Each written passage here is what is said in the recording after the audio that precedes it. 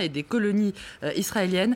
D'après The Wall Street Journal, les dernières déclarations de Mahmoud Abbas, qui a dit que l'autorité palestinienne allait demander l'adhésion à 15 agences de l'ONU et les réticences des États-Unis à libérer l'espion israélien Jonathan Pollard, compromettent encore davantage les négociations.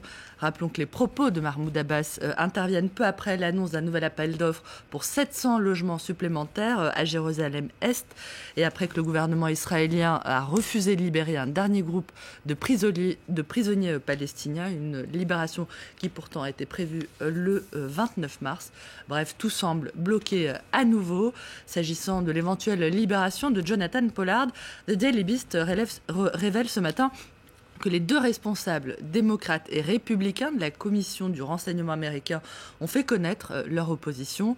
La proposition a été mise sur la table par John Kerry et l'administration Obama pour essayer de débloquer les négociations, mais semble-t-il sans l'aval du Congrès américain.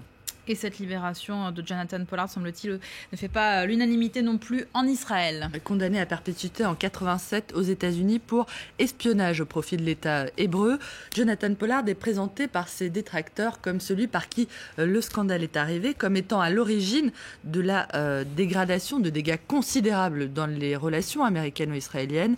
C'est le cas notamment du journal de gauche israélien Haaretz, qui regrette que le cas Pollard ait pris une telle importance au fil des ans, qu'il se soit transformé en symbole, à la fois pour certains Israéliens qui en ont fait un héros, et pour nombre d'Américains pour qui il est le symbole de la trahison absolue, alors qu'il s'agissait au départ, et somme toute, d'une banale affaire d'espionnage. Haaretz qui s'émeut également de la sévérité de la peine qui lui a été infligée, la perpétuité. Cet homme est malade, diminué. La seule justification valable à sa libération, c'est finalement un motif humanitaire, je cite.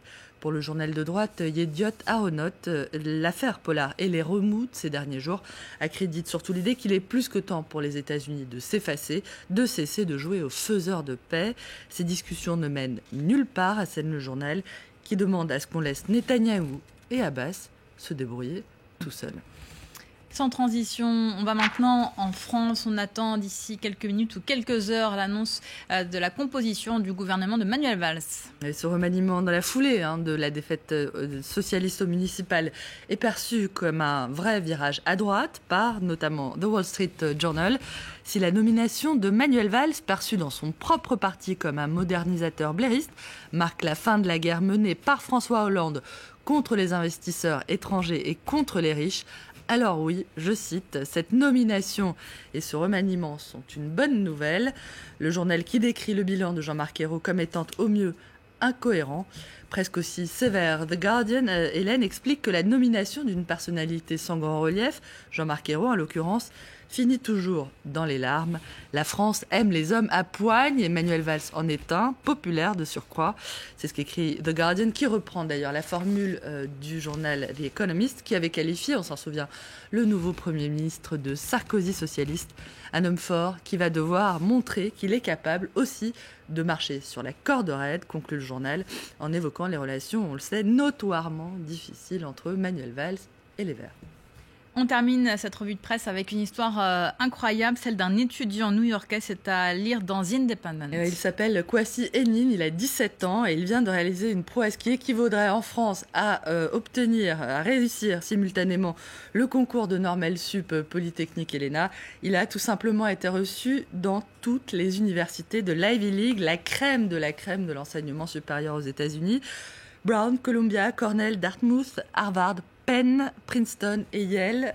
Une très belle revanche pour ce fils d'immigrés ghanéens arrivé aux États-Unis dans les années 80. Kwasi Enin, qui dit vouloir étudier la médecine, est aussi un athlète et un musicien accompli puisqu'il est lanceur de poids, qu'il joue du violon et il chante aussi comme baryton dans la chorale de son école.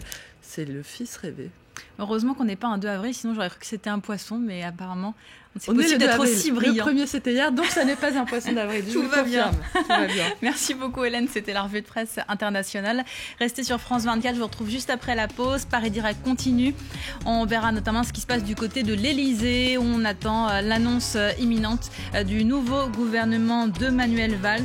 Manuel Valls qui est arrivé il y a un peu plus d'une heure maintenant au palais présidentiel.